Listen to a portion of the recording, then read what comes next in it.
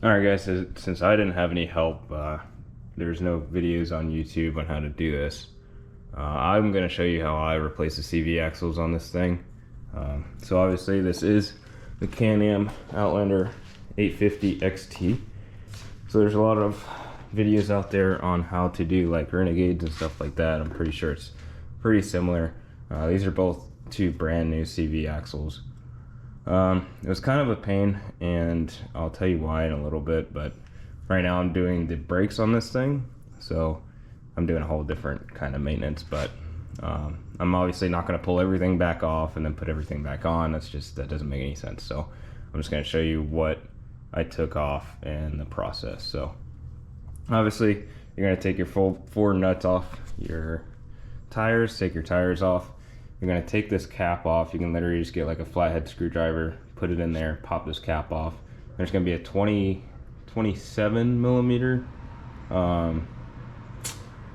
nut in there, so I had to get a bigger socket. Yeah, you're basically going to take the cotter pin out of there, take the nut off, and then that'll basically pull your hub assembly off.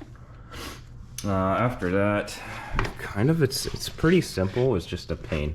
So then you're going to take this nut off to your shock. You're going to take this nut off, and these right here are why it was a pain. So there's one axle like this. There's one bolt that runs all the way through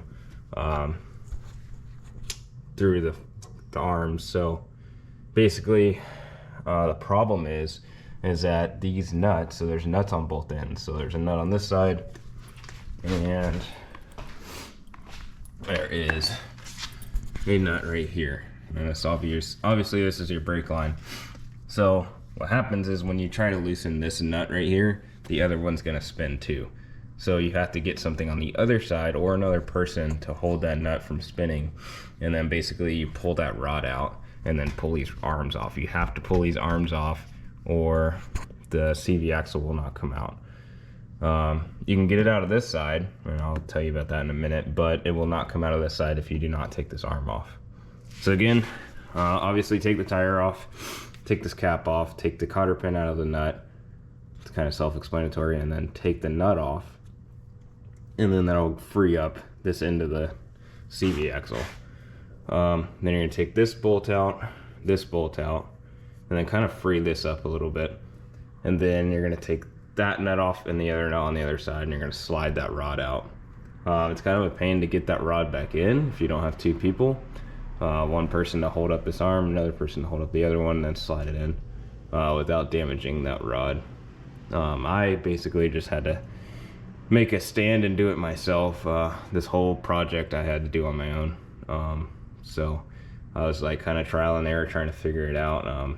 I tried just taking these two out and taking this nut off and trying to pull this CV axle out without pulling that out, and it's literally impossible. You cannot do it without messing anything up. Obviously you have seals in here, and you have bearings, and you have obviously your diff back here. You don't want to cockeye the CV axle and put it in all cockeyed, so it's easier to just drop this arm and get it out of the way. You really don't have to like drop it all the way to the ground either. You just this bracket is basically keeping this from swinging all the way down, or else it'd probably be a little easier.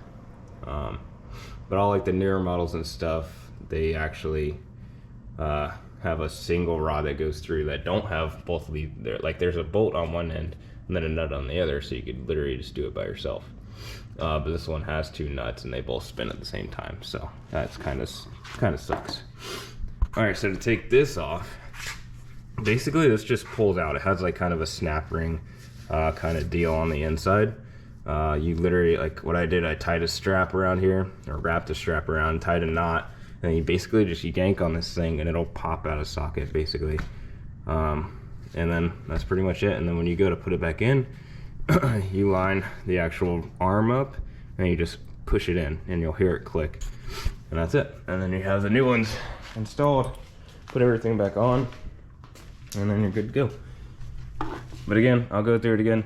So take your tire off, take this cap off, take the cotter pin off the nut, take the hub assembly off just to free up your CV axle. you're gonna take this nut off, free up the shock, take that nut off, kind of swing that out of the way. And then what I did was actually I took the extension of my jack and I put it on the other side with the ratchet in the socket, and then put it on the ground. That way the other nut couldn't spin around when I tried to loosen this one. And that's pretty much it. That's all there is to it, honestly. It's kind of a pain if you're by yourself, I'll tell you that for sure. But right now I'm gonna get these brakes replaced because there's absolutely like no brake pads left on this thing. But yeah, thanks for watching.